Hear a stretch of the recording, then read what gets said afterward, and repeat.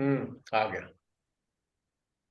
हाँ, तो श्री डीवाई चंद्रचूड़ जी के रुद्रों के स्थान पर हम एनर्जी चैनलाइज कर रहे हैं। और इंटरेस्टिंग बात देखिए कि ये एरिया भी रिस्पॉन्ड कर रहा है। आप रियलाइज कर सकते हैं, ये एरिया रिस्पॉन्ड कर रहा है।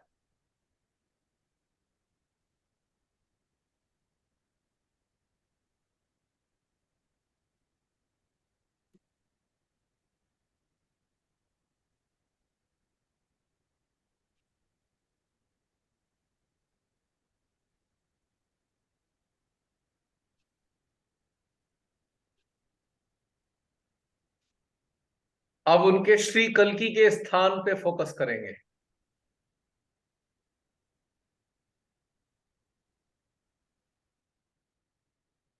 और अपने भीतर की समस्त ऊर्जा से उनके श्री कल्कि के स्थान को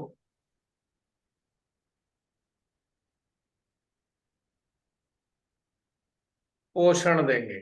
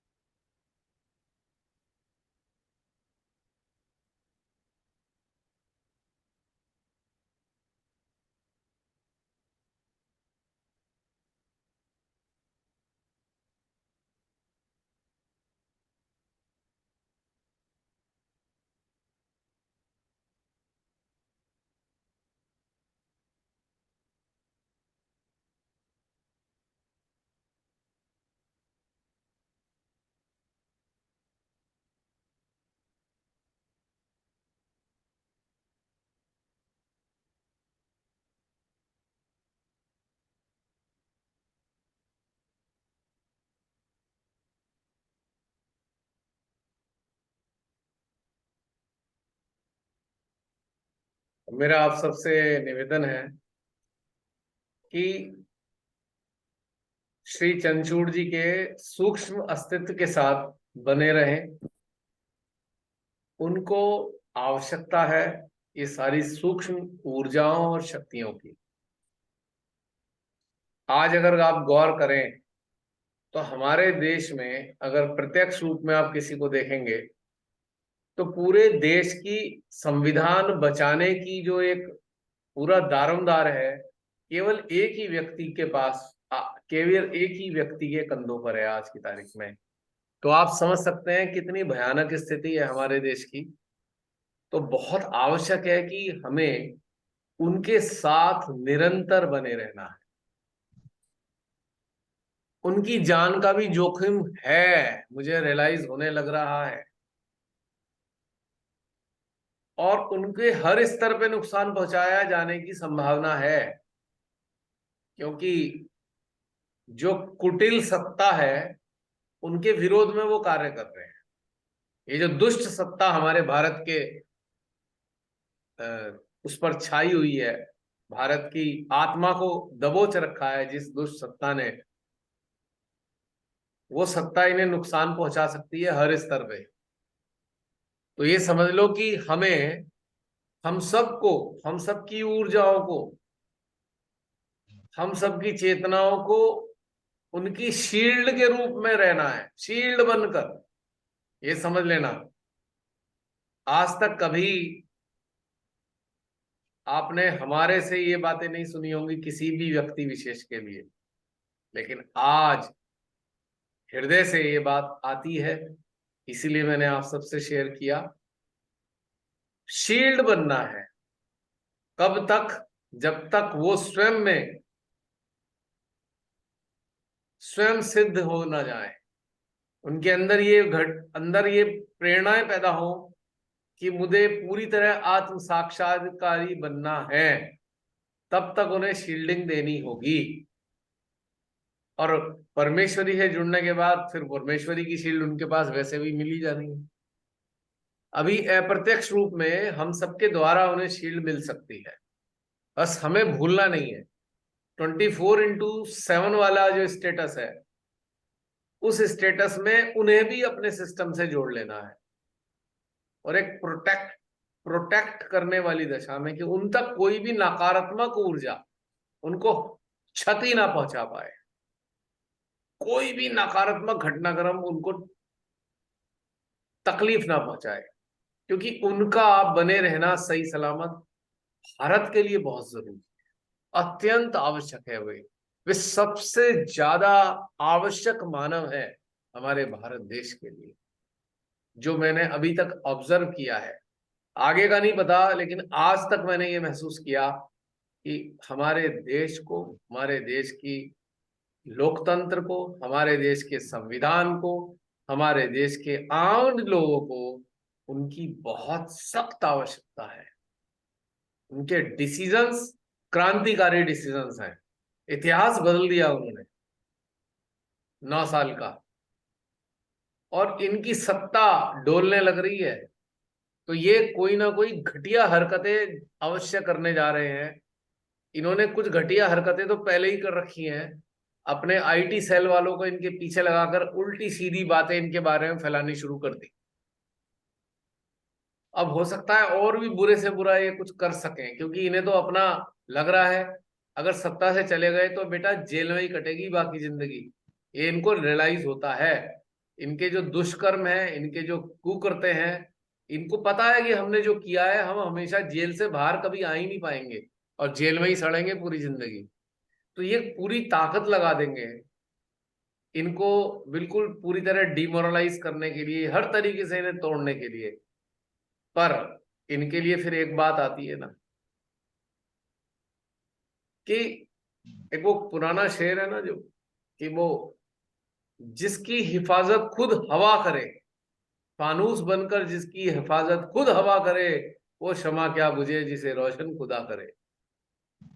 तो ये बात सत्य है, लेकिन अप्रत्यक्ष रूप में क्या होता है, वो हिफाजत कैसे होती है, अब आपको समझ में आ रहा होगा कि हिफाजत मिलती कैसे है।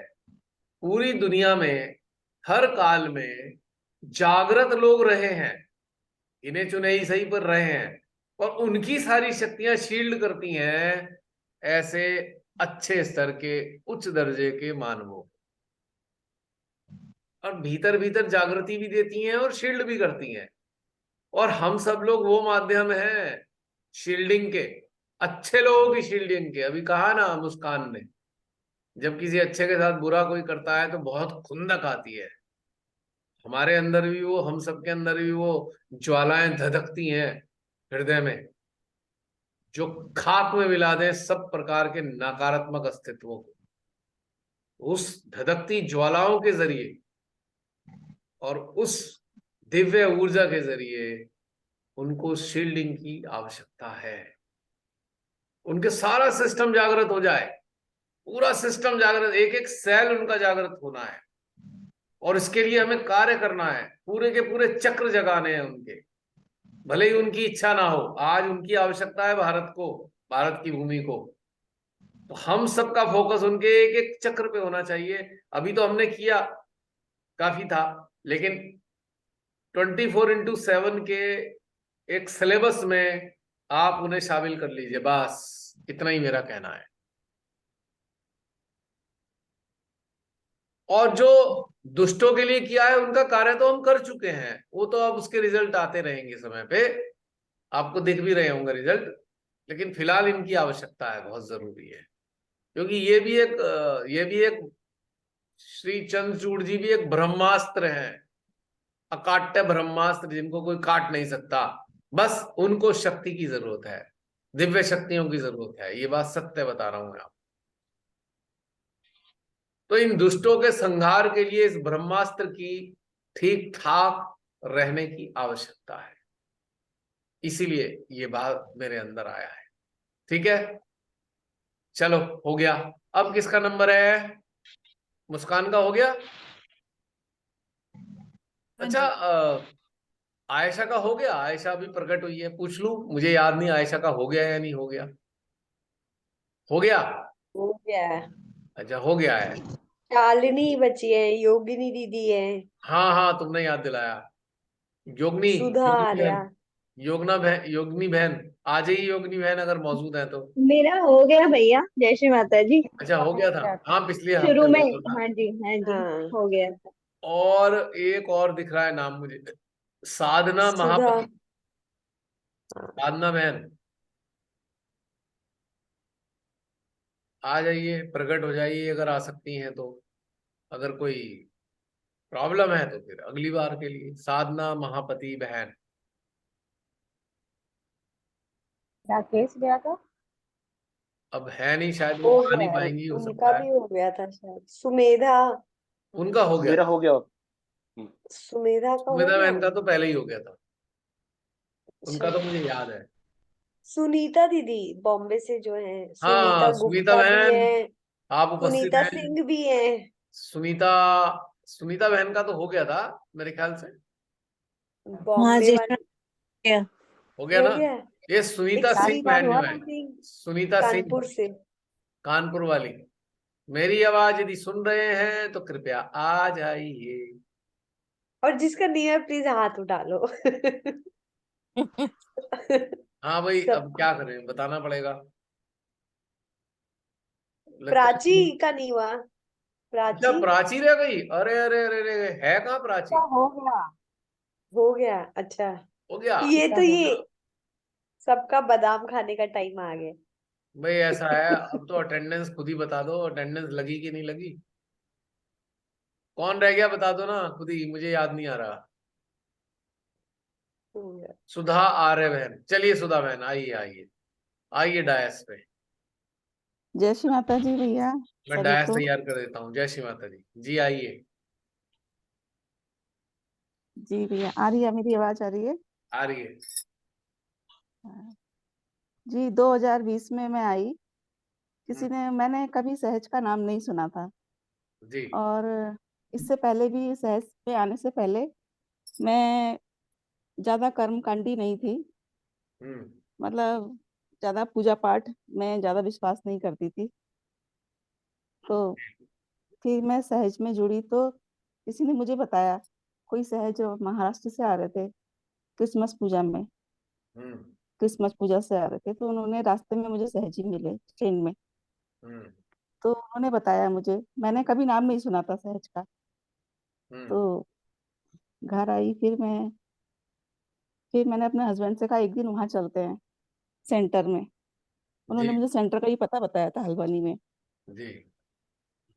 तो फिर 2-3 हफ्ते बाद हम गए वहाँ सेंटर में, वहाँ रियलाइजेशन लिया। तो मुझे काफी अच्छा लगा। फिर घर आके मैंने ध्यान करना शुरू किया। अब ध्यान कैसे करते ये भी नहीं मालूम था मुझे। खाली ऐसे ही हम्म। बैठ जाती थी मैं। जी। और आंखें बंद करके मतलब चित्त लगा लेती थी सहस्त्रार में। तो जी। 1 हफ्ते में थोड़ा सा ठंडा ठंडा महसूस होने लगा हाथों में। जी। तो मुझे और अच्छा लगने लगा।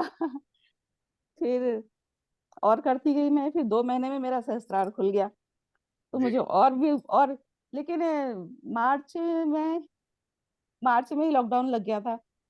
फरवरी में मैं जुड़ी, मार्च में लॉकडाउन हो गया था। हम्म।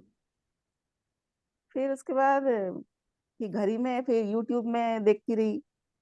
कोई मिला ही नहीं मेरे को। आस पड़ोस में भी मैं किसी को नहीं जानती थी। जी। फिर यूट्यूब में जो भी हाथ पड़ता था वो देखती थी मैं। फिर ऐसे ही करते करते सहस्त्रार खुल गया मई में। हम्म। फिर दिसंबर में फिर किसी ने ग्रुप में डाला, आपका वो डाला ध्यान, कुछ वर्कशॉप थी, ध्यान की वर्कशॉप थी, कुछ मेडिटेशन की ये वर्कशॉप थी। सेशन थे इसके, मेडिटेशन के सेशन थे, कुछ वर्कशॉप थी। तो वो देखनी शुरू करी, मेरे को बड़ा अच्छा लगा। तो मैं देखती रही, मैंने मई तक देखे हो। मतलब शुरू से लेके वर्कशॉप मैंने लुधियाना तक देख लिए थे। उसके अच्छा। बाद फिर मेरे को बड़ा जुड़ने का मन करा आपसे। अब हम्म। मैं सोची थी कि कैसे जुड़ूं, यही हो रही थी मेरे को। हम्म। फिर मैंने किसी का देखा, किसी ने आपको मैसेज करा था, तो हम्म। फिर मैंने भी कर दिया। अच्छा। फिर आपने जी, फिर मैं कांटेक्ट हुआ आपसे। फिर मैं इवल हंटर्स पे मैं जुड़ गई। फिर मैं देखती रही आपको। तो ये रहा फिर। लेकिन जब से फिर मैं सितंबर से फिर जूम जशन में जुड़ी, तब से तो फिर बहुत ही अंतर है भैया, बहुत ज्यादा।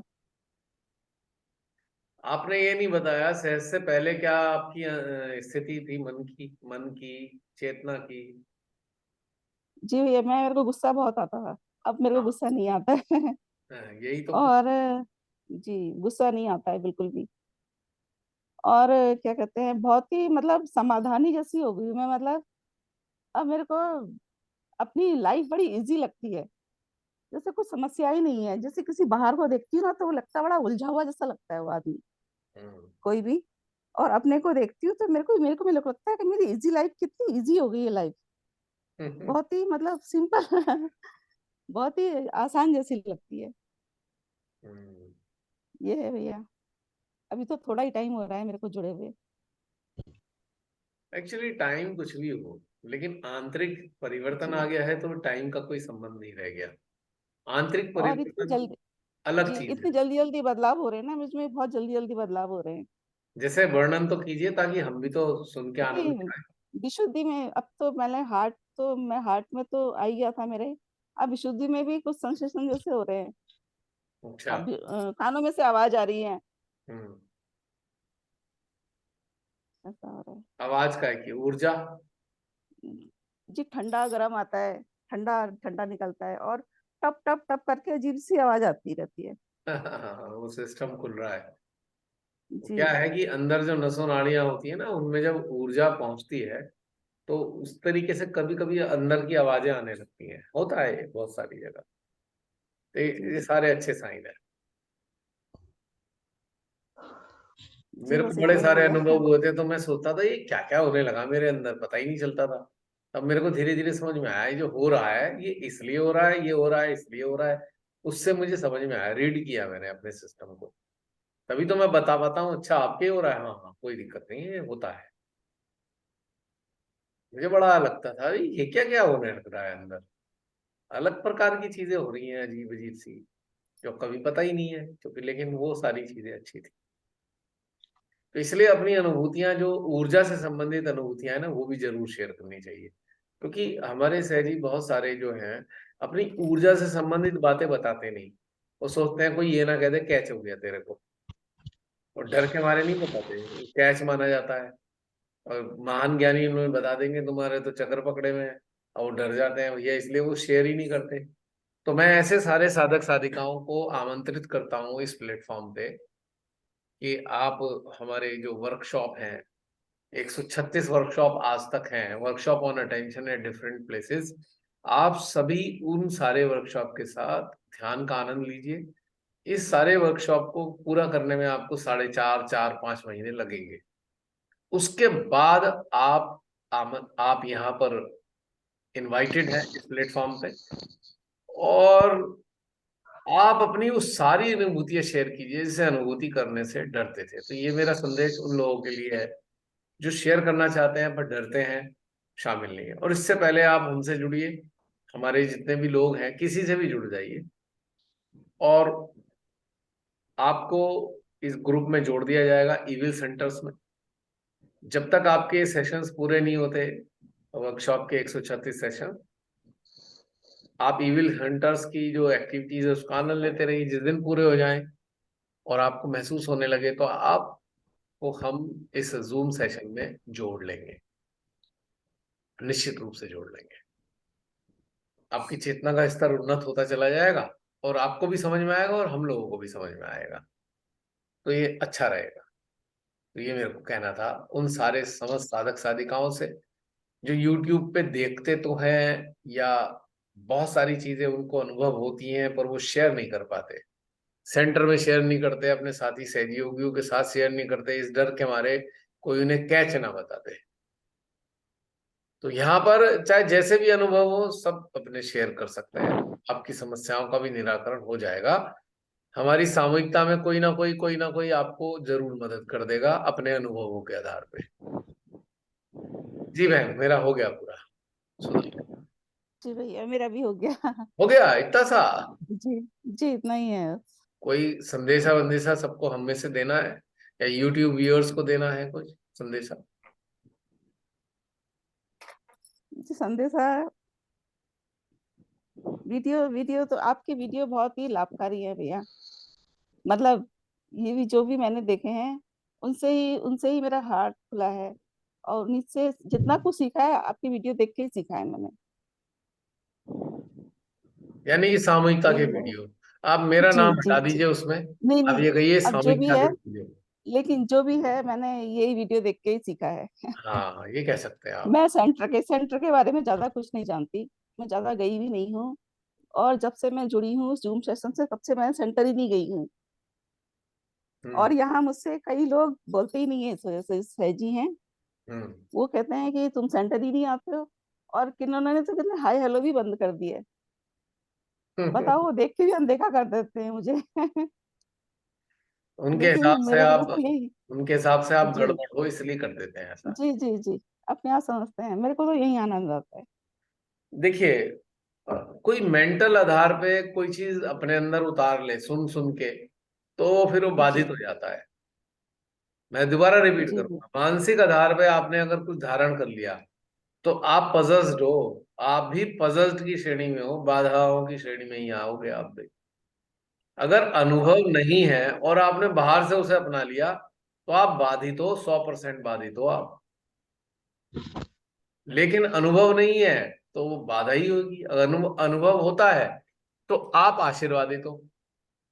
जो आपने मानसिक आधार पे अनुभव सुना या समझा या स्टोर कर लिया आपने, अगर उन उन चीजों को अनुभव करने लगे तो आप आशीर्वादित हो। यदि अनुभव नहीं किया है तो आप बाधित हो। इंटरेस्टिंग बात है ये। जी भैया, बिल्कुल। है नहीं बात सही? जी जी तो सभी समझ लीजिए, बाधाएं और आशीर्वाद का मतलब क्या है। आशीर्वादित या बाधित,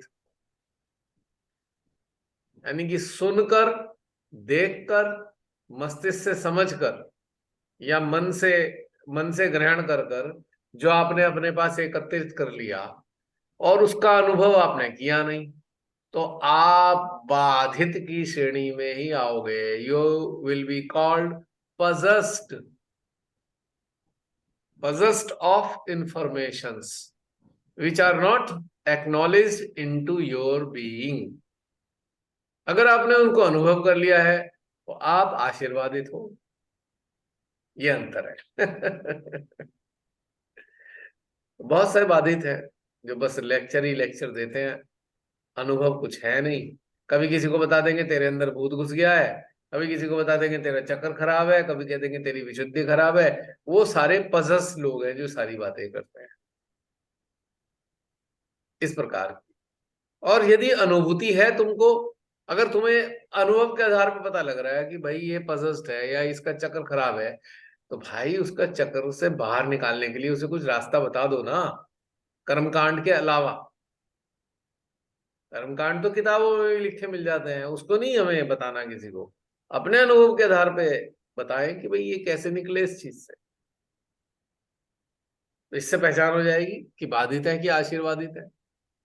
अगर रटा रटाया तरीका उन्होंने चिपका दिया तो भैया बाधित हैं। और अपनी अनुभव है उन्हें तो प्यार से बता देंगे आपको, तो आपको पता लग जाएगा आशीर्वादित है ये। है ना, कितना आसान समझने के लिए, कोई बाधित है कि आशीर्वादित है। जी भैया। है वैन। जी भैया। कई बार तो मुझे बड़ी हंसी आती है, अरे बात करो तो लेक्चर पे लेक्चर सीमाता जी के पेल देंगे हमको। कभी इसका लेक्चर सुना, कभी ये लेक्चर सुना। अरे भैया, वो माँ के अनुभव हैं, तुम क्यों बता रहे हो? तुम अपने बताओ। माँ के अनुभव हमारे सामने शेयर क्यों करे जा रहे हो? वो तो हमारे पास नहीं है उनके अनुभव, हम भी पढ़ लेते हैं, सुन लेते हैं। तुम्हारे मुंह से क्यों सुने हम? और क्या आप पे आपका अधिकार हो गया है श्रीमती के लेक्चर्स पे? आपको किसी ने उनकी ओनरशिप दे दी, उनकी ऑथेंटिक ऑथेंटिक लेटर आपके हाथ में दे दिया कि आप श्रीमती के लेक्चर्स का पूरा ठेका आप लेकर लोगों को शिक्षा देते रहो माँ के लेक्चर्स के आधार पे? अरे भाई, आप भी हमारे जैसे ही हो, हम आपके जैसे हैं। आपने भी अनुभव करना है, हमने भी अनुभव करना है। तो हम जब बराबर हैं तो आप क्यों लेक्चर पे ले जा रहे हो लगातार? ये भाषा का इस्तेमाल जानबूझ के ऐसा किया है, थोड़ा सा स्ट्राइक करे अंदर, लगे अंदर दिल पे लगे, हाँ यहाँ इधर इधर। लगे, चुभ जाए थोड़ा सा, और थोड़ा सा तीर अंदर घुसा ही छूट जाए, और थोड़ा सा उसका आगे का तीर का हिस्सा टूट के वहीं रह जाए, तो सुधर जाओगे। ये अनुभव करने की तरफ चलोगे फिर। वरना ऐसी भाषा नहीं बोलता मैं, कई कई जानबूझ के इस्तेमाल करना पड़ता है। कई कई हमारे सहजीवी बिदक जाते हैं, हाँ ऐसा कैसे बोल दिया, ऐसा तो आप कभी बोलते नहीं। अब मैं क्या बताऊं, करना पड़ जाता है रियलाइज कराने के लिए। This is not my temperament actually, ऐसी भाषा का इस्तेमाल करना मेरे टेम्परामेंट में शामिल नहीं है। पर कई बार करना पड़ता है, जिससे थोड़ी सी चोट वोट सी लगे, और चोट को अपना मतलब उससे बाहर निकलने के लिए वो अंदर की तरफ मुड़े, जहां से दर्द आ रहा है ना वहां की तरफ चित जाए, तो कुछ कल्याण हो जाएगा। ये भी करना पड़ता मजबूरी में। इसी और इसी कारण से कभी कभी वो नीम और करेले का इस्तेमाल करते हैं। वैसे तो सेहत के लिए दोनों चीजें अच्छी हैं। आप एक नीम की कोमल से पत्ते को खाओगे तो आपका खून साफ रहेगा, आप करेला खाओगे तो आपको शुगर नहीं लगेगी, है ना, दोनों के गुण ऐसे। जी भैया। अब देखो, जिसको शुगर लग जाती है उसे करेला ही खाना पड़ता है, करेले का रस पीना पड़ता है कम से कम दिन में 2 बार। मैं जानता हूं ऐसे लोगों को जिन्होंने करेले का रस पिया और उनकी शुगर ठीक हो गई। अब कोई कहेगा भाई यहां पर शुगर किसको है भाई, मतलब शुगर को कैसे कोरिलेट करोगे। अब शुगर का मतलब है सीधा सीधा इस एहसास में कि भाई हम कुछ हैं। ये जो एहसास है ये शुगर हो गई किसी को। जब किसी के अंदर ये एहसास आ जाए हम भी कुछ हैं, तो समझ लेना उसे शुगर लग गई। समझ पा रहे हो आप मेरी बात? जी भैया। और इसको शुगर को उतारने के लिए ये वाला करेला ही चाहिए, और कोई तरीका नहीं है। नीम और करेला ही उतार सकता है इस चीज को। इसलिए कभी कभी आवश्यकता पड़ जाती है। कृपया कोई बुरा ना माने, क्योंकि मैं तो भाई अपने आप में कुछ हूं नहीं, आप सब जानते हो। मेरा अपना कोई अस्तित्व है नहीं, और आप सब लोग यहाँ हो तो हम भी आपके साथ यहाँ पर हैं। आप लोग ना होते तो हमारा भी कोई अस्तित्व ना होता, और यहाँ उपस्थिति नहीं होती। इसलिए हम तो हैं नहीं, हम हैं पर हैं नहीं, बस ये समझ लेना। और रहा सवाल संसारिक स्तर पे, कभी कभी दिखना पड़ता है, प्रकट होकर दिखाना पड़ता है, हाँ हम संसारिक भी हैं, क्योंकि कभी कभी जरूरत है संसारिक रूप से दिखने की भी। ये कई बार सामने वाले का जो स्तर होता है ना, वो 50% वाला होता है, 50% संसारिक है, 50% अंदर से जुड़ा है। तो उसको, उसके मॉरल को मेंटेन करने के लिए कि कहीं वो डाउन ना हो जाए, तो हमको भी ये रास्ता अपनाना पड़ता है। 50-50 हम भी ऐसे ही हो जाते हैं, भाई चलो आधे इधर हो जाओ आधे इधर हो जाओ, ताकि उसको भी लगे भाई। अब ऐसा ना हो कि भाई कोई जो संगति है कोई बहुत ज्यादा गैप वाली संगति हो जाए। तो इस स्तर पे भी थोड़ा 50-50% में आना पड़ता है।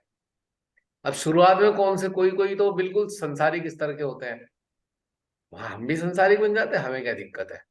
धीरे धीरे धीरे धीरे फिर आ जाते हैं, आधे आधे में आते हैं, फिर क्वार्टर 3 4 में आ जाते हैं, तो धीरे धीरे फिर इधर आ जाते हैं।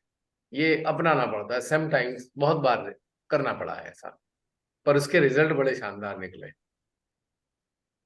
हाँ, कोई अगर साधक साधिका बहुत डिस्करेज हो जाते हैं तो अंदर से वो उनका उत्साह खत्म हो जाता है कि भाई इधर की तरफ नहीं चलते हम तो उससे उस ऐसा करने से चलो हमारा तो कुछ बिगड़ नहीं रहा, पर उसकी जो सोल है वो सदियों तक पीड़ा में रहेगी, क्योंकि उसने तो, वो तो अपनी यात्रा चेतना के उत्थान की रोक देगा।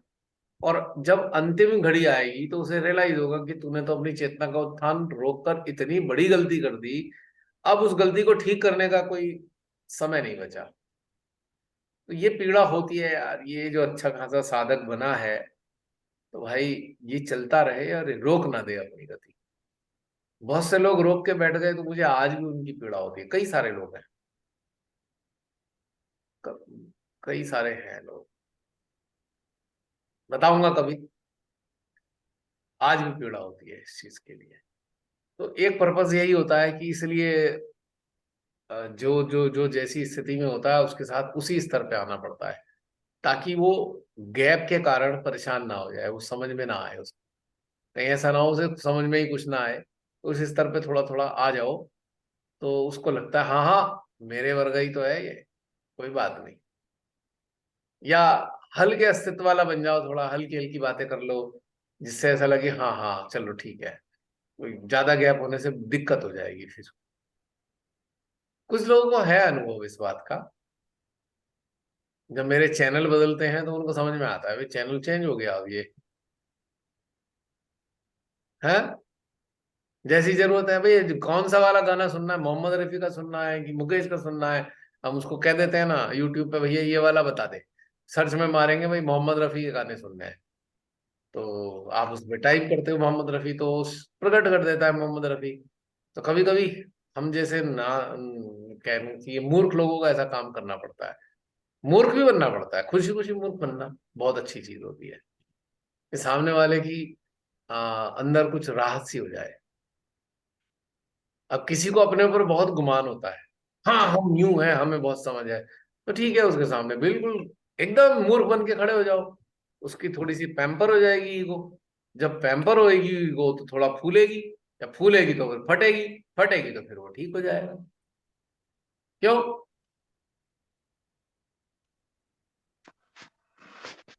अब देखो ना हमारे देश का सबसे महान मानव की कितनी पैम्परिंग होने लगी है कि फूल का कुप्पा होता जा रहा है, बस पिन लगने वाली है, कुछ ही दिन जा रहे हैं,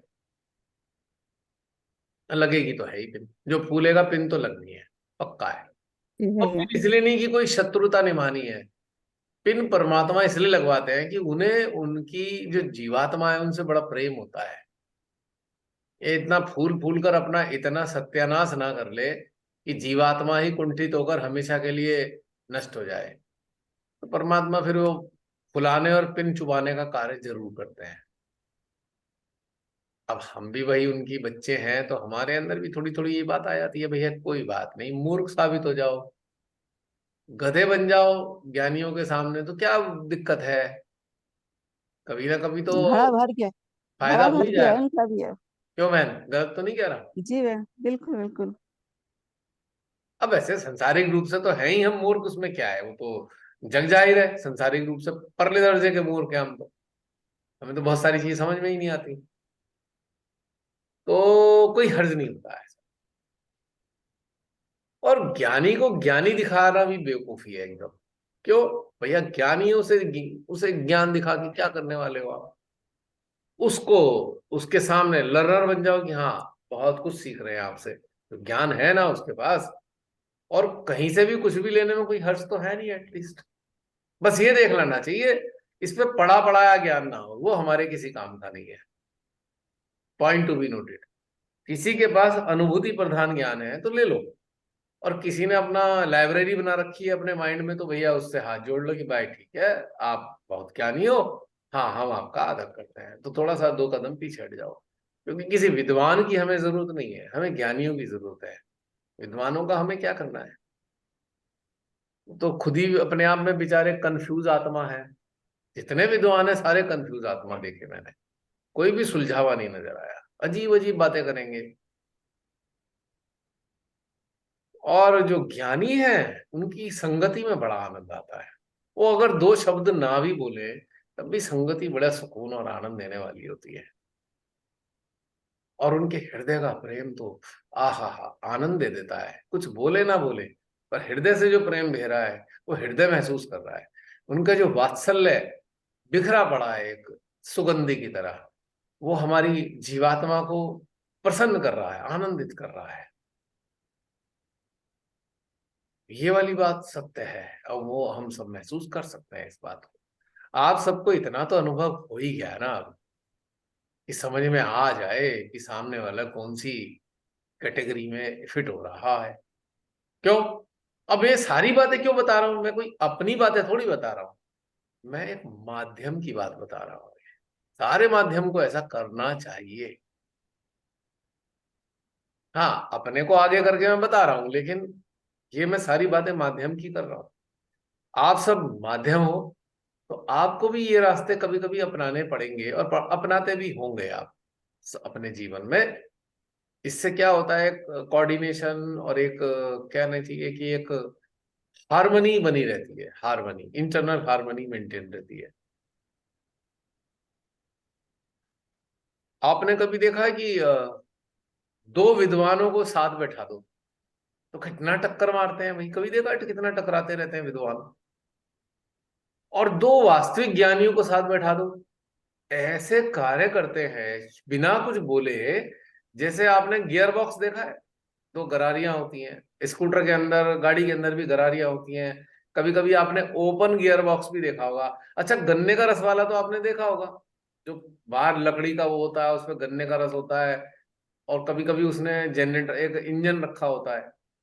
इंजन जब चला देता है तो उसके साथ एक बड़ी सी गरारी होती है, उसके साथ एक छोटी गरारी होती है। वो छोटी और बड़ी का कोऑर्डिनेशन देखा है आपने? जब वो आपस में चलती है तब जाकर वो रस निकल पाता है। सो जो ज्ञानी होते हैं ना, वो गरारियों की तरह कोऑर्डिनेट करते हैं। आकार प्रकार से कोई संबंध नहीं है। एक छोटी गरारी है, 4 इंच की है, 6 इंच की। तो एक बड़ी गरारी है, वो आज 18 इंच की चल रही है। तो कोई कहे भाई ये तो बड़ी गरारी है, और वो कहे ये तो छोटी है। ना छोटी गरारी को हीन भावना का एहसास है, और ना बड़ी गरारी को अपनी बड़प्पन का एहसास है।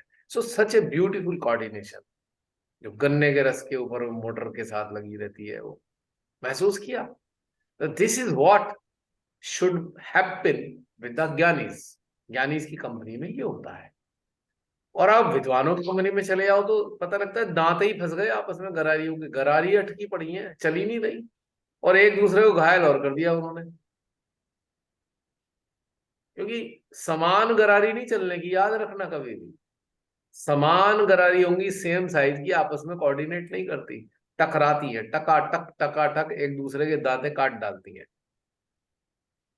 लेकिन अगर कोई कोऑर्डिनेटेड है, छोटी बड़ी बन के हो, तो बहुत बढ़िया काम चलता है। मीठा रस तो मिल जाता है ना एटलीस्ट। गरारियां ही लड़न लगे तो बेचारे रस वाले जिन्हें रस चाहिए वो तो मिलेगा ही नहीं। ज्ञानियों की खूबी ये है कि जहां दो चार ज्ञानी मिले, वातावरण एकदम सुगंधित और सुरम्य वातावरण हो जाता है। और अनजान लोग भी उनके संपर्क में आ जाएं तो उन्हें बड़ा मजा आता है। अरे वाह, कितना अच्छा लग रहा है यहाँ पे। और अच्छा क्यों लग रहा है पता नहीं चल रहा, पर अच्छा लग रहा है। क्यों? जी भैया। अरे भाई बता दो, किसी के दांते वाते तो नहीं टकराते आपस में? अगर टकरा रहे हो तो जरा साइज बदल लेना भाई सामूहिकता में दांते तो नहीं टकरा रहे हैं और ऐसा लगने लगे आपको कि कहीं कहीं दांते टकरा रहे हैं, तो गरारी बदल लो अपनी अपनी, कोई दिक्कत नहीं है, उसमें कोई नुकसान नहीं है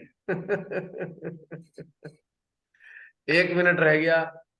जसलीन एंड करें? स्कूल है कल? जैसे सब गुड फ्राइडे। Good Friday. तो बताओ, कुछ करना है, बोलना है किसी को? मैं तो बोल लिया, मेरा तो पार्ट हो गया पूरा। अब जो पिछले अगली बार कोई लोग रह गए हैं तो वो है नहीं सब, मुझे लगता है सुमेधा, नहीं हुआ।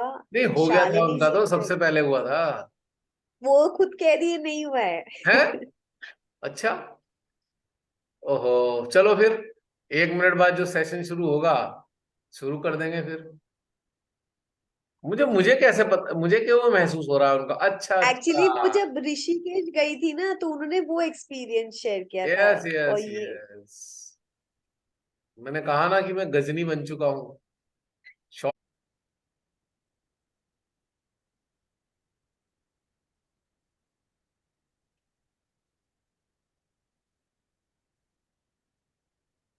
जय श्री माता दी सुमिता बहन। मेरे को तो ऐसा जय श्री माता जी भैया। मुझे तो ऐसा कंफ्यूजन हो गया कि भाई आपका, अच्छा आपने बहुत सारी बातें की थी ना जब आप जुड़ी थी, तो मुझे तो वही ध्यान। जी भैया। Time lapses. जी बताइए। जी भैया, एक्चुअली अभी अगर रेट्रोस्पेक्ट में मैं अपनी लाइफ को देखती हूँ तो मुझे लगता है कि माँ ने शुरू से मेरे लाइफ को बहुत आशीर्वादित किया है। इस सेंस में मैं कहना चाह रही हूँ कि सहज में आने के पहले, जैसे मैंने पहले भी बताया था कि हमारे परिवार की आर्थिक स्थिति बहुत अच्छी नहीं थी और कुछ कारणवश मेरे मम्मी पापा साथ नहीं रह पाते थे, तो मैं अपने नाना नानी के साथ रहती थी। तो वो जब नाना नानी रहते थे, मतलब वो लोग भी मतलब रिटायर्ड थे, ट्रैवल भी करते थे, तो उनके साथ रहा। उनको कहीं जाना हुआ तो किसी मौसी के घर चली गई, उनका भी कुछ काम रहा तो कहीं चली गई। तो कभी मेरा अपना घर, अपना परिवार, मेरा सामान, मेरे खिलौने, मेरा ये वो ऐसा कुछ रहा ही नहीं। जी। जहाँ गए वहीं एडजस्टमेंट हो गया। लेकिन कुछ-कुछ चीज़ें थी, जैसे कि कोई जैसे सिक्योरिटी उतनी नहीं रह थोड़ी इनसिक्योरिटी लगती थी, या कोई अगर ज़ोर से बोल दिया या डाँट दिया तो डर गए। वो सब कुछ-कुछ चीज़ें थी जो बहुत मतलब मैं बोलूँगी कि सही नहीं थी मेरे अंदर। और ये इनसिक्योरिटी वाली चीज़ तो मेरे साथ काफ़ी लंबे समय तक रही। फिर सहज में जब आई तो मतलब रियलाइज़ेशन तो मुझे माँ ने ही दी और ऑनलाइन ही मिला। सेंटर तो मैं पहले भी गई थी, पर कुछ वहाँ पे बात बन नहीं पाई मेरी। और जब लेकिन रियलाइज़ेशन मिला, उसके बाद सेंटर जाती थी तो सुकून बहुत मिलता था। तो वही होता था कि जैसे मतलब कुछ प्रॉब्लम आ गया लाइफ में, कुछ डिफ़िकल्ट सर्कमस्टेंसेस आ गए, कुछ भी वैसा हुआ तो ठीक है चलो सेंटर जाते हैं, ध्यान हुआ, बहुत अच्छा लगा, बाहर निकले।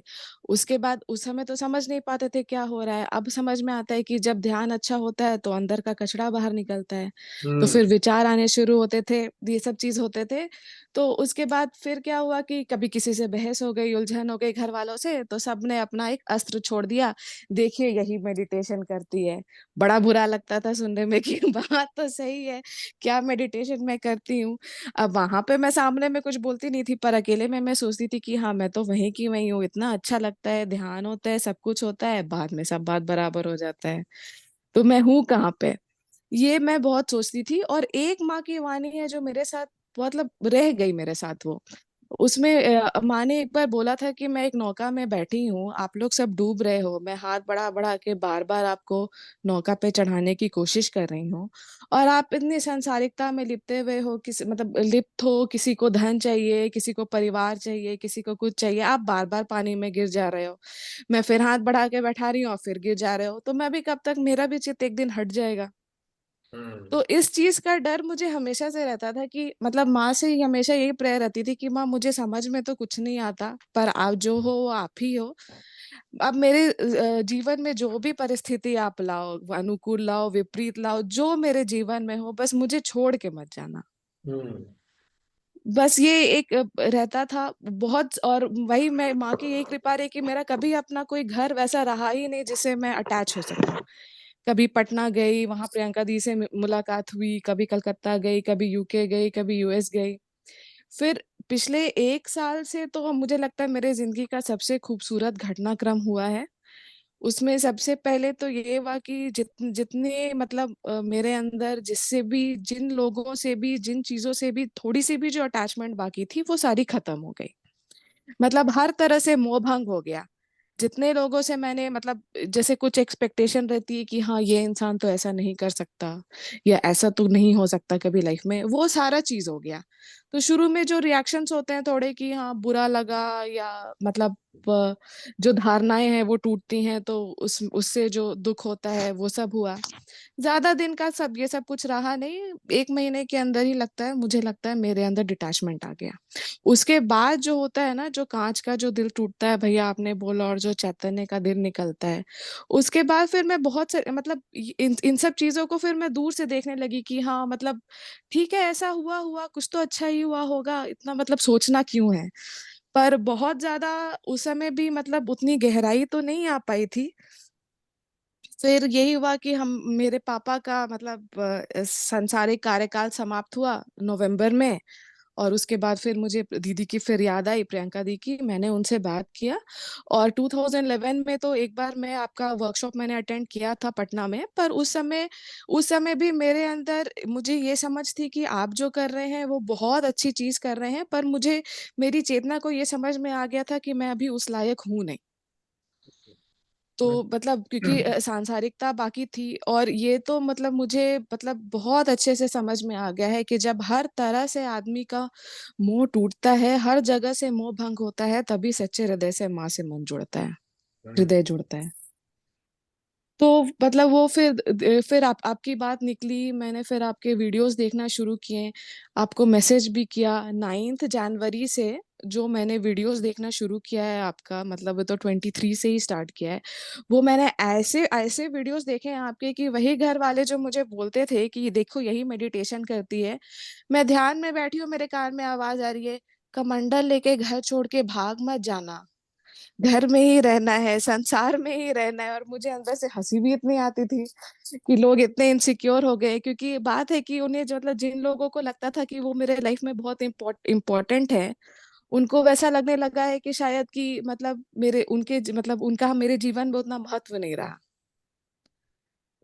तो इसीलिए अब वो मैं रिएक्ट करते हैं, इसीलिए वो लोग रिएक्ट करते हैं और परेशानी। हाँ हाँ, तो शुरू में वही है कि मुझे पता है कि मैं ध्यान में बैठूंगी और कुछ ना कुछ सुनने को मिलेगा, पर अब ये मेरे अंदर ही सारे रिएक्शन खत्म हो गए, तो कितना कोई दीवार से कितना बात करेगा कुछ सामने कुछ आएगा तब ना कोई कुछ बोलेगा।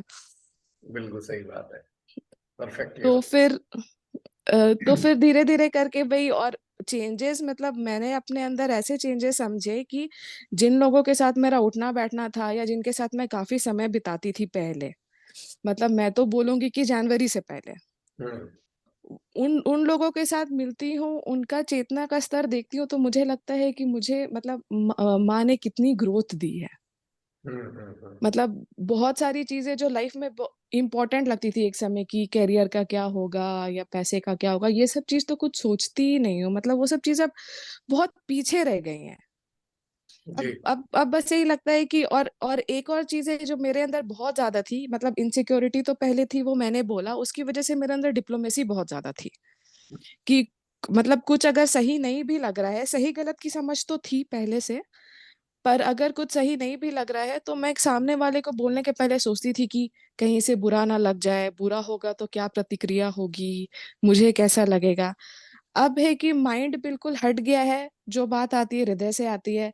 अब वो सामने वाले को कभी जो अच्छे लोग हैं उनको बहुत अच्छी लग जाती है, बुरे लोगों को बहुत बुरी लग जाती है। अब जैसे मैं एक घटनाक्रम मैं याद कर रही हूँ, जैसे हम यहाँ पे एक सिद्ध पीठ है, राजरप्पा का मंदिर है माँ का। जी। तो तो वहां पे कुछ ऐसा घटनाक्रम बना कि हम घर वाले सब वहां मंदिर में गए। शाम का समय था, बहुत सुंदर आरती हो रही थी, माँ ने तो भर भर के मतलब आशीर्वादित किया वहां पे। तो वहां पे सीआरपीएफ के लोग होते हैं, जो लोग मतलब लोगों को कतार में खड़े रखते हैं, काफी मेहनत करते हैं, बहुत विनम्रता से बोलते हैं कि भैया आप खड़े रहो, अंदर कुछ लोग गए हैं उनको निकलने दो, फिर आपका नंबर आएगा।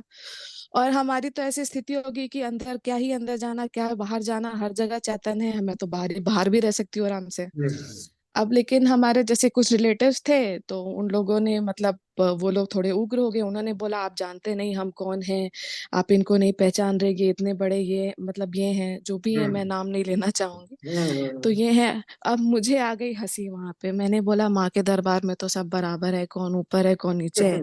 फिर सब मुझे देखने लगे मेरे रिलेटिव्स, मैंने सोचा ले अब तो अब तो इनको बुरा लग गया होगा। पर वही ना, जब माइंड ही वो होता है ना जो सोचता है कि फिल्टर करता है कि क्या बोलना है क्या नहीं बोलना है, जो बात हृदय से आ रही है वो तो सीधे आती है, वो मुंह तक पहुंच जाती है, उसका कोई कुछ नहीं कर सकता। इसके तो लिए मैं फिर बीच में आपको रोक के थोड़ा सा अपना बोलना चाहूंगा, इंटरप्रेट करूंगा। अब जैसे जी अक्सर भैया। बड़े बड़े मंदिरों में आप देखते होंगे, वीआईपी की अलग जगह होती है ना, वीआईपी की जी एंट्रेंस भैया। अलग है। वो जनरल लोगों के साथ नहीं मूव करते, देखा है ना आपने। जी भैया। और उनकी लाइन भी अलग है, उनकी जगह भी अलग है, उनका सारा स्थान अलग है। तो आम एक तरीके से ये माना जाता है कि ये महत्वपूर्ण बहुत हैं लोग, है ना, जी। बहुत महत्वपूर्ण है। पर अगर ईश्वर की दृष्टि से देखें तो बड़ा फनी चीज सामने नजर आएगी आपको।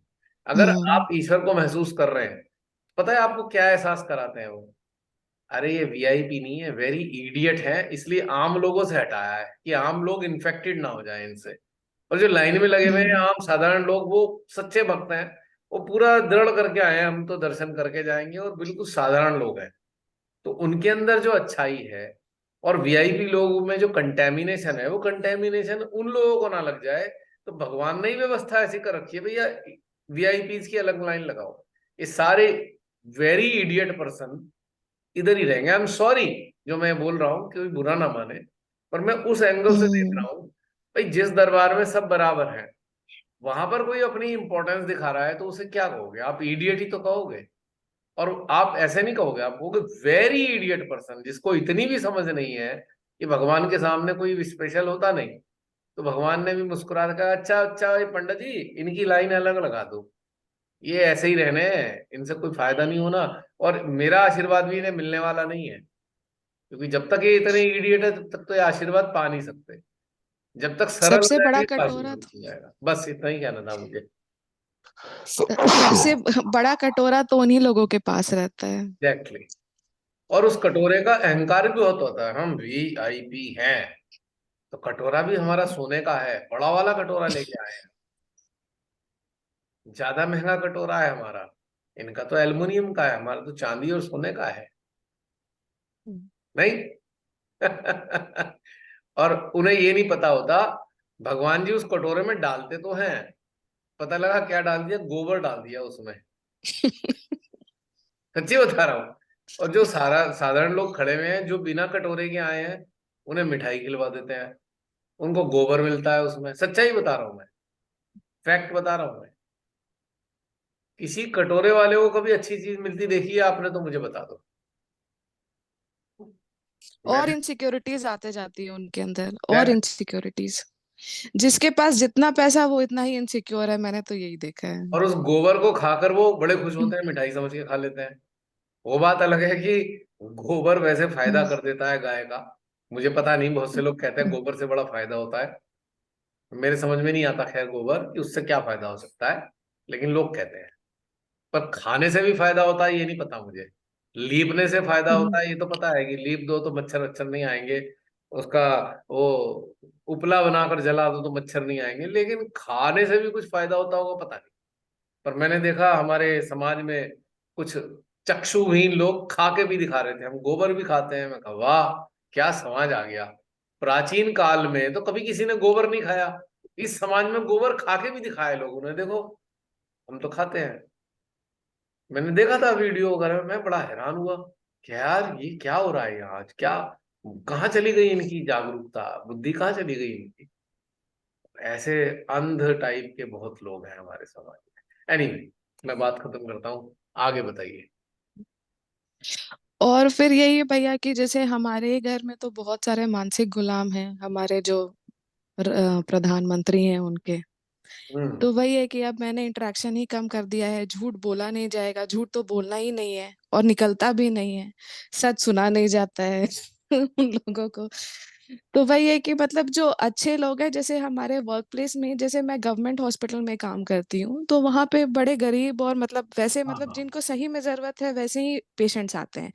क्योंकि सच्चाई तो यही है कि जैसे जैसी स्थिति बना के रखी है सरकार ने हमारे गवर्नमेंट हॉस्पिटल्स की, जिसके पास थोड़ा भी पैसा हो, जो जमीन भी बेच सके ना, वो भी प्राइवेट चला जाएगा पर गवर्नमेंट हॉस्पिटल नहीं आएगा। डेफिनेटली। तो हमने मतलब, तो जैसे हमारे साथ जो दो कलीग्स हैं हमारे, काफी अच्छे हैं, मतलब सीधे साधे लोग हैं। तो उन पे मतलब मेरा हमेशा ये ध्यान रहता है कि जैसे राउंड्स हो रहे हैं या वो साथ में बैठे हुए हैं तो चित से कार्य करना है। क्योंकि मेरा फिक्स टेन्योर है, नवंबर में मेरा खत्म हो जाएगा, पर इन लोगों को यही रिटायरमेंट तक रहना है, तो वो लोग मतलब आगे।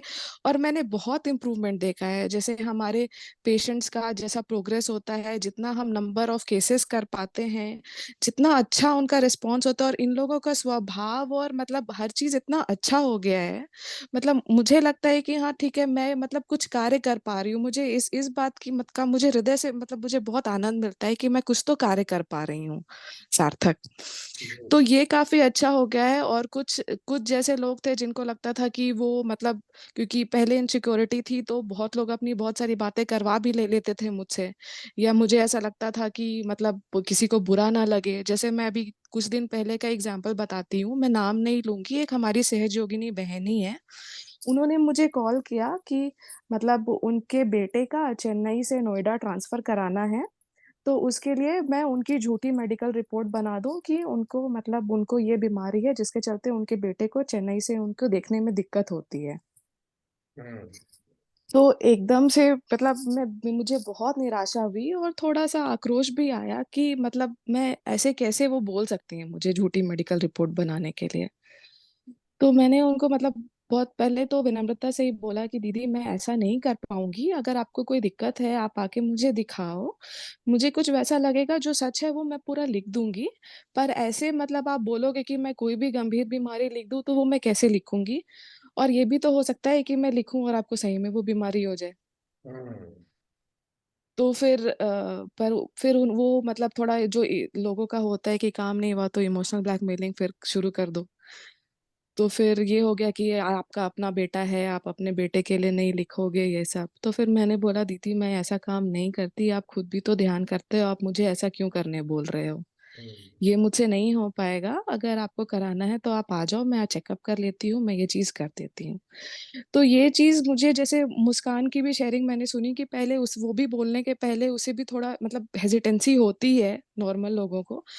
पर अब ये सब चीज़ ना बिल्कुल मतलब माइंड से जाता ही नहीं है, ये हृदय से सीधा प्रसारण होता है इसका। ये बाहर निकल जाता है और इसका मतलब मैं चाह के भी इसे नहीं रोक सकती। रुकना चाहिए भी तो नहीं। हाँ, तो वो उनको अब डिप्लोमेसी बिल्कुल खत्म हो गई है मेरे अंदर। जो है वो है। तो वही तो उनको मतलब शायद बुरा लगा हो या जो लगा हो, मैंने तो फिर उनको कॉल बैक किया नहीं। पर ये सब परिवर्तन मैं अपने अंदर देख रही हूँ। तो जो अच्छे लोग हैं उन्हें अच्छा लग रहा है, वो काफ़ी चेंज भी हो रहे हैं। और जो वैसे लोग हैं, जो लोग ज़बरदस्ती जिनको आदत थी मुझसे बात मनवाने की, वो लोग खुद ही हट जा रहे हैं। क्योंकि जान रहे हैं कि मतलब मुझे शासन तो नहीं कर पाएँगे मुझ पे, ये तो लोगों को समझ में आ गया है। तो फिर वो खुद ही किनारा कर ले रहे हैं। आपने डिप्लोमेसी का शब्द का इस्तेमाल किया, जरा जी इस भैया। एंगल से मैं आपको डिप्लोमेसी का एक चित्रण करके दिखाता हूँ। अब वैसे तो मेरा तो मानना क्या है कि डिप्लोमेसी कृष्ण जी को ही शोभा देती है, हमें और आपको नहीं। क्योंकि वो कृष्ण जी हैं और हमें श्री गणेश। हमें माने कहा तुम हुँ। आधे अधूरे श्री गणेश हो, तो हमें डिप्लोमेसी बिल्कुल सूट नहीं करती, क्योंकि श्री गणेश जी का टेम्परामेंट डिप्लोमेसी का नहीं होता है। तो अगर हम डिप्लोमेसी का, हुँ। जैसे बहुत से कहेंगे अरे डिवाइन डिप्लोमेसी का इस्तेमाल करो, भैया डिवाइन डिप्लोमेसी श्री गणेश श्री कृष्ण जी को ही शोभा देती है, वो ही अपना देखें या परमात्मा देखें, हम नहीं कर सकते उसको। तो अब इसे थोड़ा सा मैं इसको मतलब डिफाइन करने का एक आइडिया आया है अभी अभी आपसे सुन के, इंस्टेंट जी भैया। आइडिया है। डिप्लोमेसी, अब मैं इसको तोड़ देता हूं, deep plus low plus Messi, यानी कि आप लेवल से नीचे डाउन हो गए, और कितने हो गए, डीप डाउन लेवल पे पहुंच गए हो, और वो व्यवहार कर रहे हो, तो कोई बढ़िया चीज तो है नहीं। लो, डीप लो, इतने गहरे नीचे चले गए हो कि उठना भी मुश्किल हो जाएगा। तो क्या फायदा डिप्लोमेसी का, डिप्लोमेसी, क्या फायदा? क्यों मुस्कान मुस्कुरा रही हो? बहुत बढ़िया, मेसी भी आ गया, क्योंकि वो करोगे तो आप मेस में आ जाओगे। मैस में आ जाओगे, यस। हाँ। डीप लो मैसी, हो गया कांड, आप फंसे रहोगे उसमें। We should not use this, we are not we are not entitled to use divine diplomacy, either normal diplomacy. It is not needed, because we are not Sri Krishna, we are half baked Sri Ganesha, half baked। तो खतरनाक है। और जो चीज चलानी नहीं आती, वो हथियार चलाओगे तो भाई खुद को ही घायल कर लोगे। क्यों है? सही है ना? हाँ, जी, जी भैया। कंटिन्यू कीजिए।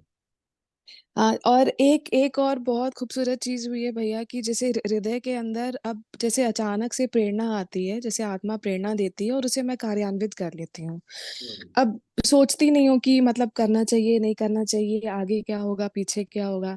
जैसे वही ऋषिकेश वाला जो मैंने शेयरिंग की थी, तो भैया मैं आपका जो मैंने बहुत सारे जो मतलब आपके जो मेडिटेशन के सेशंस थे, वो तो मैंने मतलब बिल्कुल बिल्कुल मतलब आत्मसात कर लिए थे। मतलब अगर अनुभूति हुई, जैसे उसमें शेयरिंग हुई, तो मैं रात में सो जाती थी, सुबह उठती थी, गार्डन में कभी बैठती थी, कभी शांति से बैठती थी, लेकिन अनुभूति जब तक मुझे नहीं होती थी, मैं आगे नहीं बढ़ती थी। बहुत बढ़िया, बहुत सुंदर। तो फिर उसमें जैसे एक हरिद्वार में भैया आपका ध्यान था, उसमें भी गंगा मैया पे, और पता नहीं क्यों हृदय ना बस गंगा माँ से बिल्कुल एक जुड़ गया था। तो हरिद्वार का ध्यान हुआ, फिर वाराणसी का जब मैंने मतलब स्टार्ट किया देखना, तो उसमें फिर अचानक से हुआ कि नहीं बस गंगा माँ से मिलना है तो मिलना है। तो मुझे याद आया मेरा एक जूनियर है, वो भी मतलब बहुत बड़ा भक्त है माँ का, बहुत बड़ा भक्त है। मतलब वो तो उसने तो सहजों के बारे में कभी सुना ही नहीं था, पर फिर भी उसका मतलब विशुद्धि तक, मतलब उसके हाथ में हमेशा वाइब्रेशंस रहते थे। तो मुझे ध्यान आया कि वो ऋषिकेश में है और उसने मुझे बहुत बार बुलाया था, और मैंने तो कभी सोचा ही नहीं था कि मैं कभी जाऊंगी। मैंने खुद उसे कॉल किया, दोपहर में प्रेरणा आई, शाम तक मेरे टिकट्स भी हो गए कि मुझे जाना है। फिर मैंने घर वालों को बताया कि मैं जा रही हूँ, और ये भी बोला कि जो भी रिश्तेदार रहते हैं प्लीज किसी को मत बताना, मैं कहीं मिलने तो जाऊंगी नहीं, बेकार का उनको ईगो हर्ट हो जाएगा सबका कि आई और मिलने नहीं आई। तो वहां पे इतनी इतनी अच्छी अनुभूति भी, वो तो मैं मतलब बोल ही नहीं सकती, इतनी अच्छी अनुभूति भी है वहां पे।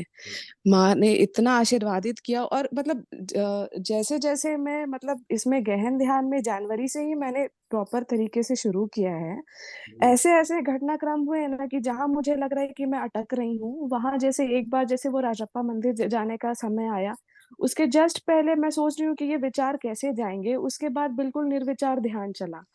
फिर लगा कि और ब्रह्मरंध्र खुलने चाहिए या और गहन होना चाहिए, तो मैं बिल्कुल एकदम हरिद्वार में एकदम गंगा माँ में जाके समा गई।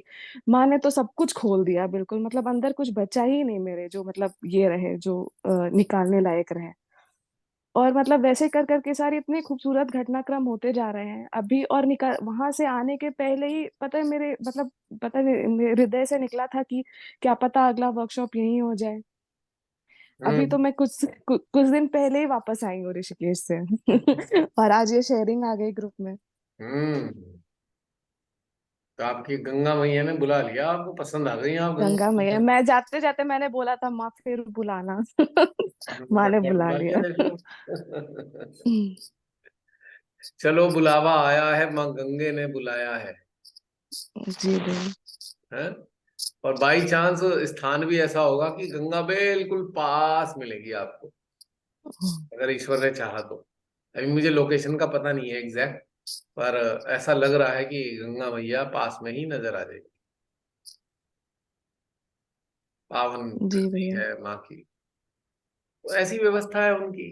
अब जो व्यवस्था माँ करती है, श्री माता जी, उनकी व्यवस्था होती है, और वो व्यवस्था सुंदर ही होती है। पता नहीं, इसीलिए मैंने कभी इस संख्या पे कभी गौर नहीं किया कितने लोग आएंगे। ये जितने आएंगे माँ बुलाएंगी, खत्म। और 4 हो, 6 हो, 10 हो, 50 हो, 100 हो, जितनी जगह मैसेज पहुंचाना होगा उनके जरिए पहुंचाएंगी, सीधी बात है, उनका एक कारण बनेगा। इसलिए जूम सेशंस का भी ये कोई झंझट नहीं है। आप सबको मैं बता दूं कि हमारी सुमेधा बहन ने सबसे पहले मेरे पे नाम भेजा है, अभी तक सबसे पहला नाम इन्हीं का आया मेरे पास, ऋषिकेश के लिए, फर्स्ट नेम।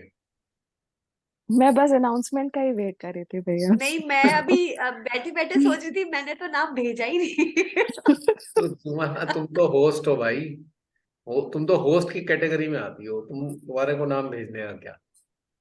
नहीं, फिर भी हाँ, तो सुमिता बहन ने सबसे पहले भेज दिया नाम, तो 1 नंबर तो शुरू हुआ। और जसलीन क्या चाह ही रही है, और मैं हुई, तो 3 जने तो हो ही गए ना।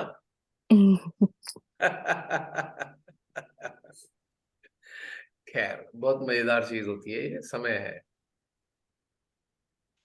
और बताइए बहन, परिवर्तन बस की वही बता रहे भैया, थे अभी, परिवर्तन।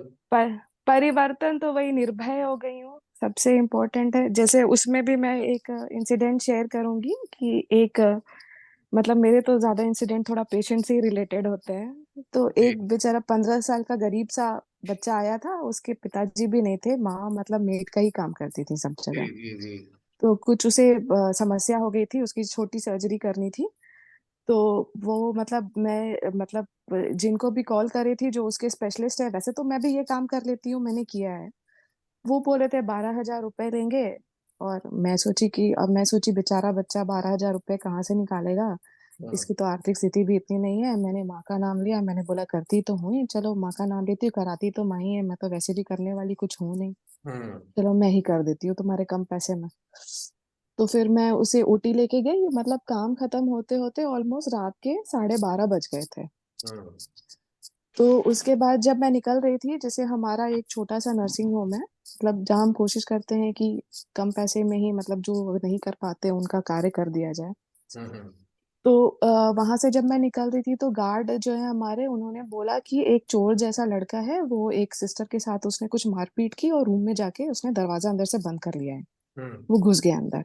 हम्म अब मुझे मारपीट की और ये किया है, तो मुझे मुझे क्रोध आ गया कि ऐसा कौन है जो ऐसे अंदर घुस गया। अब फिर मैंने मेरा हस्बैंड भी वहीं पे था, तो मैंने उसको बोला कि चलो देखते हैं कौन है। हम्म अब ऐसा घटनाक्रम हुआ कि मतलब हमने दरवाजा उसको मतलब नॉक किया बहुत कि देखो तुम जो भी हो चुपचाप से दरवाजा खोल लो, बाहर निकल जाओ, वरना दरवाजा हम तोड़ देंगे। हम वैसा कुछ नहीं चाहते हैं, तुम बस बाहर निकल जाओ। हम्म थोड़ी देर में मतलब 5 मिनट हो गए, 10 मिनट हो गए, हम वेट कर रहे हैं, दरवाजा ही नहीं खुल रहा। फिर मेरे हस्बैंड ने दरवाजा तोड़ दिया। हम्म तो फिर हम अंदर गए तो काफी उग्र हो गया कि आप ऐसे कैसे घुस गए अंदर ये। अब मुझे मतलब मैं रेट्रोस्पेक्ट में जब अपने बारे में सोचती हूँ कि जब कोई जोर से आवाज से भी चिल्लाता था तो मैं डर जाती थी। जब वो लड़ते हुए वो नशे में था, काफी नशे में था। हम्म जब वो बाहर निकला तो वो ऐसे खड़े होके मुझे उंगली दिखा रहा है और सबसे आगे मैं खड़ी हूँ उसे आंख दिखाते हुए, मेरे पीछे मेरा हस्बैंड खड़ा है और गार्ड अमरूद के पेड़ के पीछे छुपा हुआ है। हम्म तो मतलब और उसको फिर और मेरे हृदय में बस यही बात आ रही थी, मतलब हृदय मतलब पहले जैसे होता था कि जैसे मेरी ड्राइविंग भी बहुत होती है। तो हम्म ड्राइविंग में तो हर तरह के लोग होते हैं, तो पहले जैसे होता था कि कोई चिल्ला दिया, कोई कुछ बोल दिया तो मेरे अंदर से भी रिएक्शन निकल जाता था। अभी कुछ भी अग्रेशन का इवेंट मैं देखती हूँ तो सेंट्रल हार्ट एक्टिव हो जाता है बिल्कुल। तो वहां पे भी मेरा सेंट्रल हार्ट बिल्कुल एक्टिव हो गया, मैं ऊर्जा से भर गई। मैं उसे बोल रही हूँ कि तुम ऐसे कैसे घुस गए हो, ये तरीका नहीं है, ये बोल रही हूँ। पर मुझे वो चिल्ला रहा है मुझ पे और मतलब ये और उंगली दिखा रहा है, लेकिन मुझे ये भी समझ में आ रहा है कि कुछ मेरे अंदर तक नहीं जा रहा है।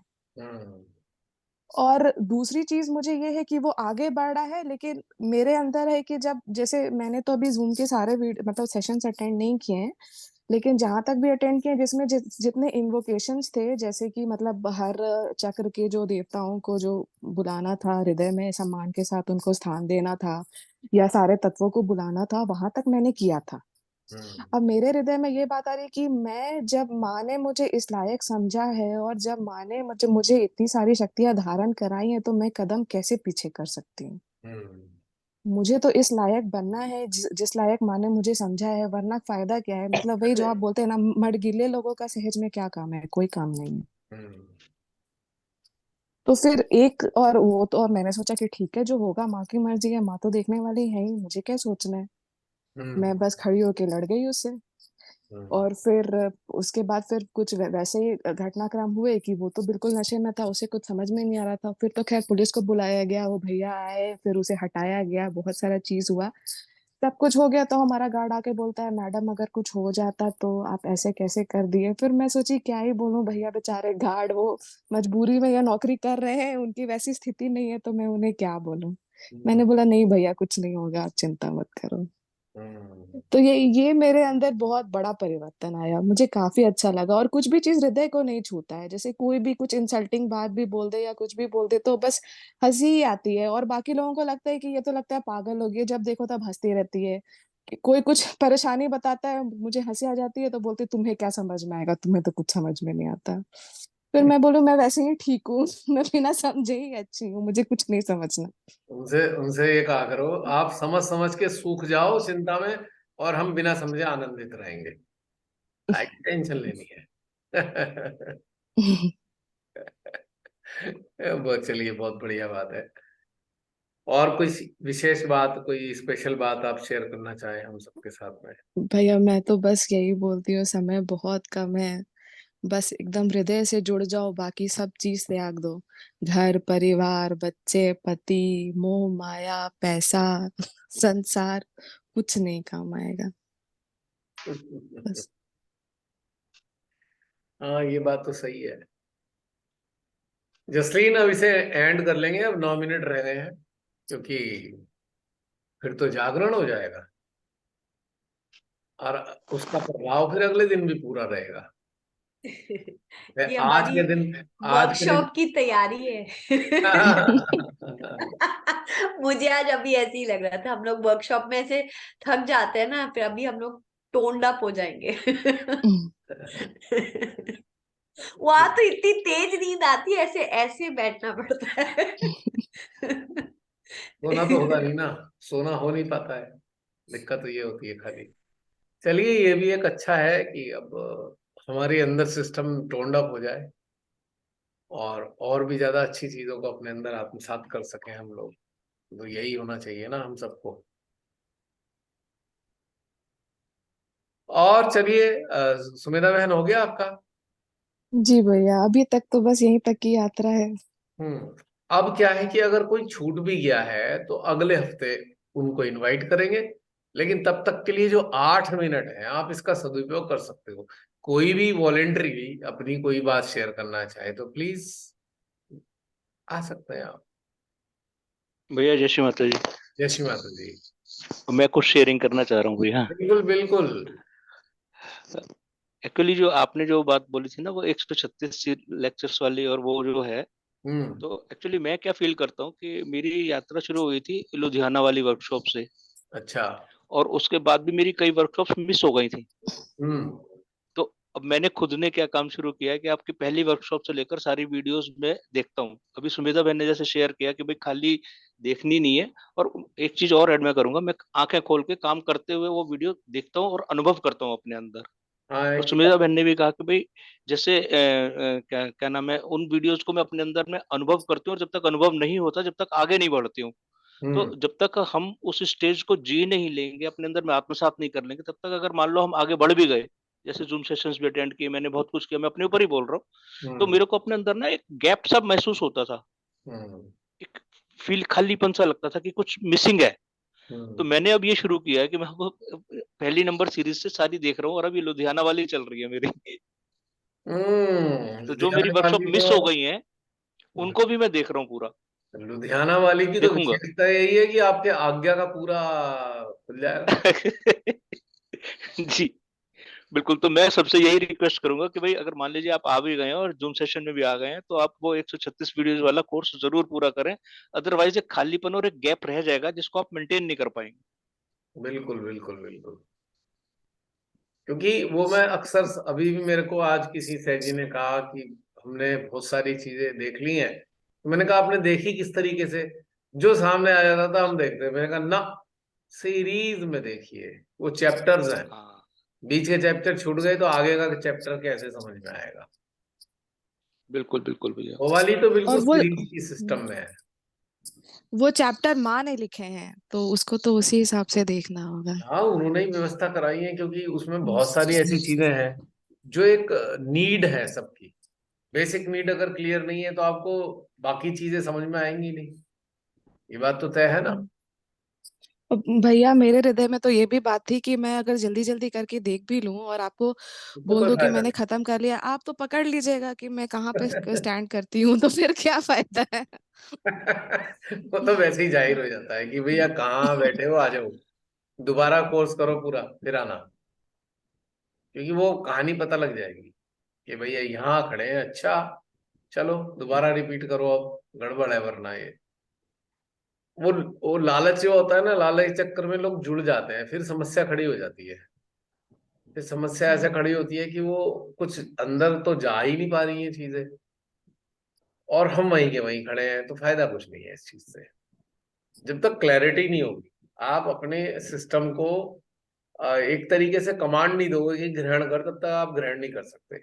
और ये ऑटो कमांडिंग सिस्टम है। आप जिस चीज को जैसे ही एब्जॉर्व करते हो, अगली चीज लेने के लिए ऑटोमेटिकली परमिशन दे देता है आपका सिस्टम। आपको स्पेशली अपने आप से परमिशन लेनी नहीं होती। ये ऑटोमेटिकली जैसे धीरे धीरे करके स्टेजेस होती है ना, एक स्टेज पार की, दूसरी अपने आप खुल गई। यानी कि सीढ़ियां, दूसरी वाली सीढ़ी अपने आप आ गई सामने। फिर आपने दूसरी सीढ़ी पे खड़े हुए, तीसरी सीढ़ी ऑटोमेटिकली आपके पैर रखने के लिए आ गई कि पैर रख लो तीसरी पे। तो ये नेचुरल प्रोसेस है। और उसमें ये चीजें दिक्कत करती हैं, कोई भी अपनी जल्दबाजी करेगा तो उसे कुछ मिलेगा नहीं, उससे फायदा नहीं है। क्योंकि वो हमने केवल गिनती थोड़ी पूरी करनी है, हमें तो वो कंटेंट अपने अंदर आत्मसात करना है। गिनती की जरूरत नहीं है, वो कंटेंट चाहिए। उनके अंदर जो कंटेंट है वो आपकी ये प्रिमिटिव स्टेज की जो एक जिज्ञासाएं हैं उनको शांत करती है। अब जूम में जूम में ऐसी ऐसी बातें होती है, बहुत से तो सहजी अगर बीच में से देख लेते होंगे कहेंगे कैसे अजीब अजीब बातें करते हैं, कोई ये कोई ध्यान है? अब पीछे से करके आए नहीं है तो उन्हें फिर अजीब अजीब ही लगेगा, और फिर सारे में प्रचारित भी कर देंगे भैया यहाँ ध्यान व्यान कुछ नहीं होता, यहाँ तो बड़ी अजीब अजीब बातें करते हैं, तो कहीं भी नहीं होती, हमने पढ़ी भी नहीं है ऐसी बात चीजों के बारे में, तो उन्हें उलझन हो जाएगी फिर।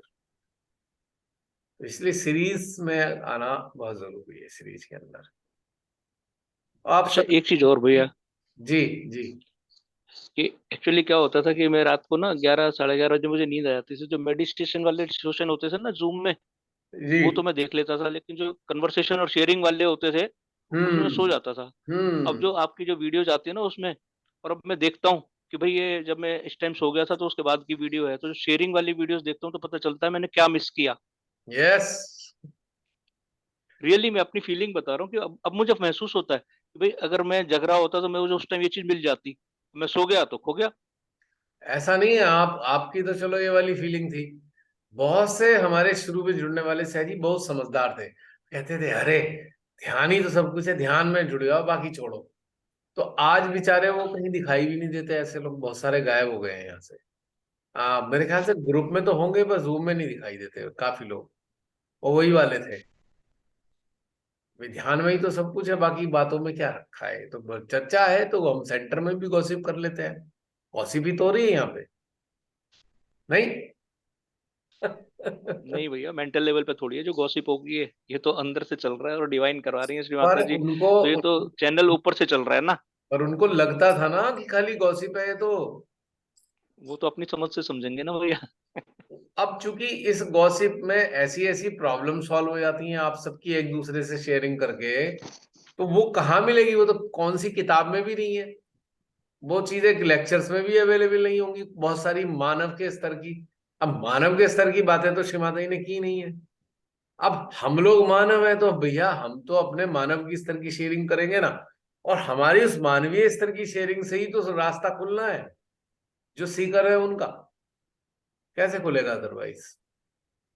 अब कोई माँ आदि शक्ति बन के तो ज्ञान ले नहीं सकता, अब उस स्तर पे आएंगे नहीं तो माँ की बातें भी समझ में कैसे आएंगी? तो मानवीय स्तर को धीरे धीरे धीरे अपनाते हुए आगे बढ़ते चलते हैं शेयरिंग के जरिए, तभी तो आगे की यात्रा समझ में आई है। अब देखिए पिछले 2014 से आप में से बहुत से लोग जुड़े, तो आज तक कितनी सारी चीजें समझ में आ पाई ना, उस वक्त थोड़ी समझ में आती थी सारी बातें ये। अब 1 मिनट रह गया है, मैं जय श्री माता जी पहले ही बोल देता हूँ आप सबसे, कहीं खटाक से बंद हो जाए। तो मेरा कहने का मतलब ये था कि वो स्टेप बाय स्टेप हमारे चैप्टर्स थे, मान लो हम गए 14 से, मैं कहूँ हर एक साल एक चैप्टर था, फिर दूसरे साल दूसरा चैप्टर था, फिर तीसरे साल तीसरा चैप्टर था, ऐसे समझ सकते हैं। और 14 से अब तक कितने साल हो गए जरा मैथमेटिक्स, जसलीन बताना जरा, मैथमेटिक के हिसाब 14 साल का वनवास हो गया। 9 साल हो गए। है नाइन 9 नौ 9 साल हो गए 14 से अब तक, जरा काउंट करना। 15 16 17 18 19 20 21 22 23 22 8 इयर्स हुए हैं। अभी 23 में 9 हो क्योंकि गए। एक फालतू बता दिया था जसलीन ने,